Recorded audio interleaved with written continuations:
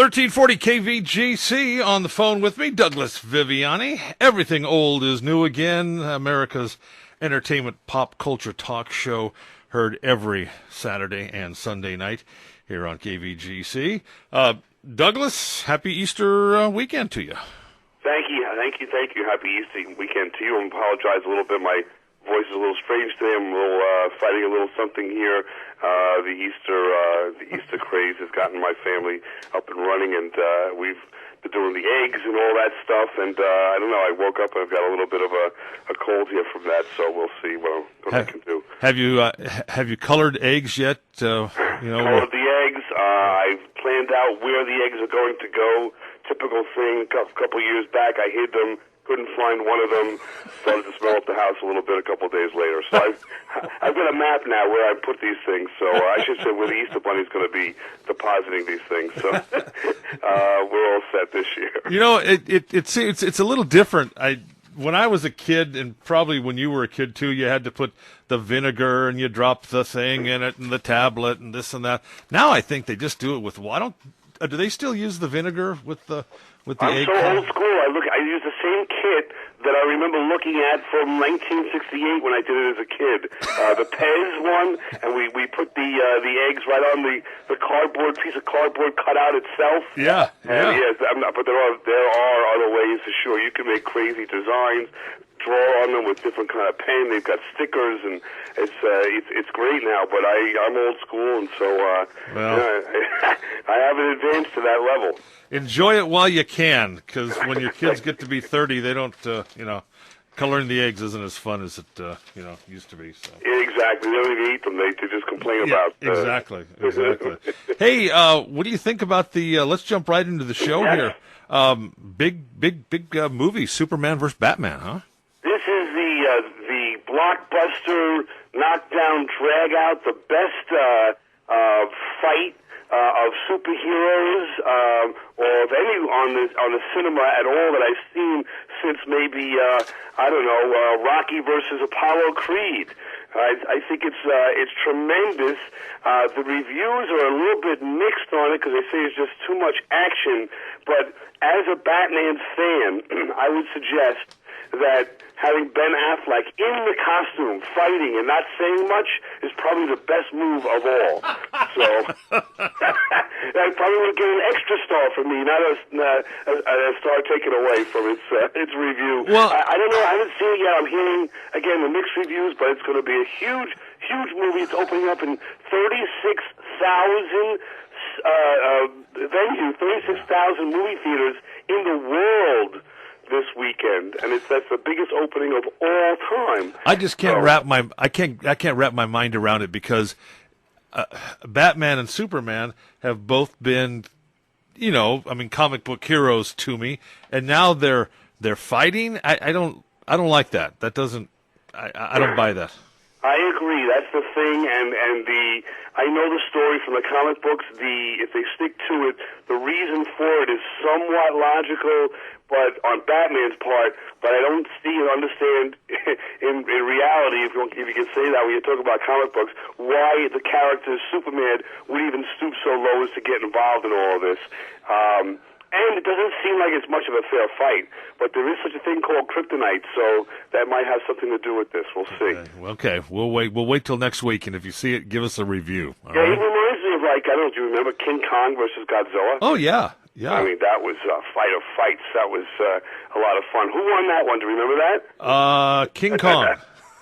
Godzilla won it, I think. Did win that one. How about that? Yeah. Well, what about Andre the Giant and Hulk Hogan? Remember that? I remember that distinctly. I was in law school. We got a bunch of guys together to watch WrestleMania. It was WrestleMania 3. And if anybody remembers that one, or you can look it up or listen to it on or watch it on YouTube, it's tremendous. Hulk Hogan literally picks up. How many pounds is Andre the Giant? I'm going to say something like 500 pounds. I think it was like 600 pounds. I mean, it was. Picked him up over his head and slammed him on the. Okay, I'm going to stop you right there. No, he doesn't lift him up over his head. You remember him from lifting him up over his head. Andre the Giant did take a little bit of a jump. Yeah, and he kind of boom, and then before that point, no one had ever slammed Andre the Giant. And yes, that was the first time. Andre, of course, wouldn't let them do it. So Hulk Hogan to this day is very very magnanimous and does give full credit to Andre for permitting him to do that and sort of passing the mantle of the king of wrestling to Hulk Hogan. I mean, there was also I don't know, Freddy Krueger against Jason. Remember that from Nightmare on Elm Street and what's the other one from Friday the 13th? Yeah, yeah. Now the best one is, though, if you remember this, is when the Wolfman and Frankenstein are battling. But when Frankenstein, is it the Wolfman and Dracula? You know, in the Abbott and Costello. Yes. At the cliff, is it the Wolfman that jumps off the cliff and grabs the bat, or is it Frankenstein and then falls? No, you're right. Excuse me, it's the Wolfman who does grab Dracula as a bat. Right, and they fall down to the I think the rocks below the ocean or whatever. Yes, and somehow they were able to get Frankenstein to die on once again in flames, go down in flames in that movie. But what a lot of fun! I mean, I love that movie. So I think this will be a fun weekend. It's going to be. Yeah. I mean, it's almost like Luke Skywalker and Darth Vader in a way. They're equal stature. They've got each have their power and the force or whatever, and it's going to have this gravitas. Everyone's talking about it. No one can figure out why they're fighting each other. That's half the movie, and then the other half is who would win, you know? Yeah. This is going to lead to another one. There's another one coming out, which is the next Captain America sequel is called Civil War, and it's a two-part movie going to pit Captain America and a bunch of superheroes against Iron Man and other superheroes. All the good guys against the good guys, basically. It's an odd premise, but the idea is the government's going to make superheroes sign a form with the government to identify who they are and where they live and so forth, and Iron Man's all for it.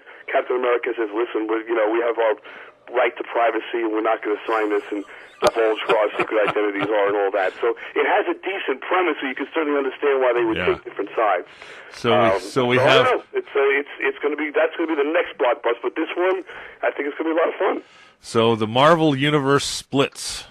Yes, basically. I think what happens is you build up the heroes so much that everyone knows the heroes so well. And the villains, sometimes you just don't know them. They don't have that gravitas. You'll see them in one movie and that's it. So they don't have that instant recognizable feature. They're in one movie and then you never see them again kind of thing. Except for like the Joker, but I'm talking about in Marvel. So putting these heroes against each other who know each other and who you know through 3 and 4 movies and all the comics, I think lends itself to a great idea, except that we're blurring the lines, which is basically what it is in our society, where there's no black and white, there's no right and wrong that's so solid that you know it's right and wrong.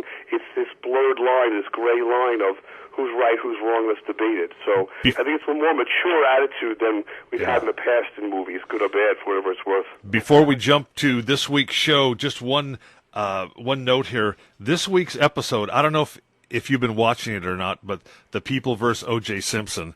Yes. This week was about the jury. And there was a lot of... the jury was just, at the end, beside themselves. You know, they thought it was only going to be maybe a month of being sequestered, and it was over 8 months. And there was a breaking point where they just rebelled against Judge Ito, against the whole process, but I'm not going to go any further than that. Watch it; it's great. But anyway, that one it is very interesting. Do they do the jury just in the deliberation aspect, or are they going through a whole thing of how they deteriorated over the 8 months? It's just how it deteriorates, and then how then both sides got an idea. Let's target the jurors. And so they started going, you know what, we're going to lose this juror, so let's get them kicked off some way. Let's get this one kicked off. And they just go into, they dig into their 20 years ago for a traffic ticket almost. They get them, excused. And anyway, I don't want to go into it because you have to see it. It was, if it was true, and the whole series is based on a book that was written in, it's a pretty well-received book. But anyway, I want to talk about this week's show because I'm excited. You are actually going to talk to someone who was behind the scenes during the Saturday Night Live era. In the 90s? Yes. His name is Chris Solger. You've heard him on the show before, when if you remember our very first show, you may not remember that, but we had him on and talking about how, he's helping me develop the show in terms of the clips and all of that. He was doing that because he had some experience in the field, and then he came back to talk about, is the hot dog still king at the stadium? But now he's back to talk about his experiences from 1985 to 1998. He was eventually worked himself up to being in charge of getting the audiences for every Saturday Night Live show, for David Letterman, for Rosie O'Donnell. So he was pretty high up there in terms of the NBC world. And it wasn't just Saturday Night Live that he was in charge of and exposed to, but all throughout his career, he has some experiences with NBC. So we actually take an NBC tour on the radio, David, I do, with him through the magic of radio. So you'll hear exactly, if you came to New York, what you would see and do on a tour of NBC at Rockefeller Plaza. And then, of course, we talk about, he's got tons of stories about how Saturday Night Live works, how do they write the show, what the stars are like, did he run into any stars, have any run-ins, which he's had a couple of run-ins, which is good and bad. He lets everybody know, if you remember some of the stars, he talks about Michael J. Fox and John Cougar Mellencamp, and he's going to have some great stories for us. We may have him again because he has so much to talk about. Yeah. But I think it's interesting to hear from this show, which has been on the air for 40 years, how does it work? How do you get this on the air, Well, what do you mean by he gets the audience? Do they handpick the audience? No, but they've got to get people to appear for 2 shows on Saturday. There's a dress rehearsal that is on, I believe, until 10, about till 10 o'clock. So I guess it's 8 till 10, and then there's the real show at 11:30.